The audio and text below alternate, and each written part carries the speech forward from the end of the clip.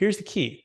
With the trust, we give you all of the foundational aspects of the IRC 453 installment sale, but we give you a lot of the flexibilities that a traditional installment sale won't provide you.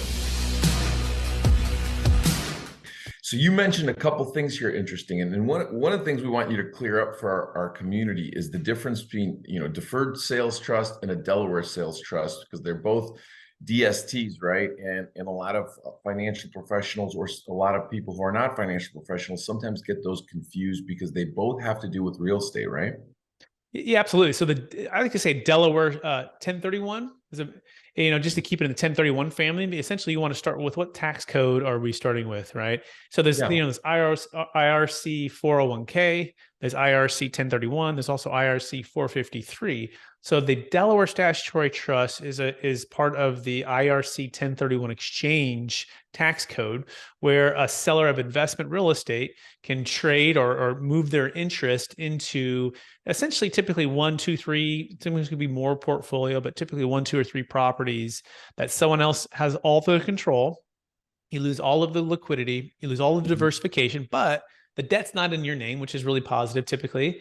And typically there's some really big, great operators across the country that can help you defer all that capital gains tax, defer that depreciation recapture, as well be able to take on a lot of that debt that's out of your name now in their name, and it qualifies for a 1031 exchange. And so it can be an excellent way to build wealth, maintain what's called that stepped up basis, right? And to essentially, I call it retire from the day-to-day toilets, trash liability and having to do it yourself, but you're still really loving and investing into investment real estate. And so, yeah, we've helped clients do Delaware Statutory Trust. It's a great way to build some wealth. On the flip side, you can do what's called the Deferred Sales Trust. And this is a part of IRC 453, which is the separate tax code from 1031. So they're completely separate, but they're both known as DSTs, which is why they get confused quite a bit. But the Deferred Sales Trust is an installment sale with you on the sale of a highly appreciated business, crypto, stock, primary home, or investment real estate. Remember, the 1031 only works for investment real estate. You also have to do what's called a 45-day identification period, a 180-day close.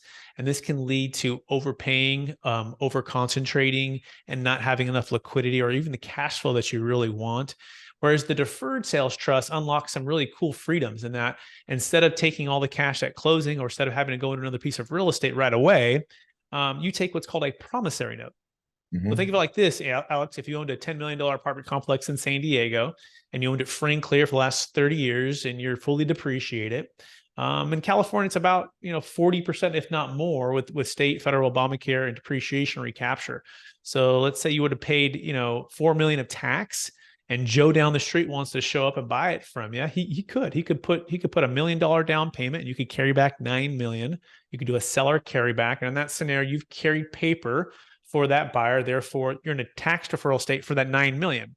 Now, the $1 million you'll pay tax on. You paid $400,000. Now, the rest of it you'll pay tax slowly over time. So this isn't a new concept. People know about seller carrybacks. They go all the way back to like the 1920s and 30s. It's a very tried and true tax law. Here's the key. With the trust, we give you all of the foundational aspects of the IRC 453 installment sale, but we give you a lot of the flexibilities that a traditional installment sale won't provide you.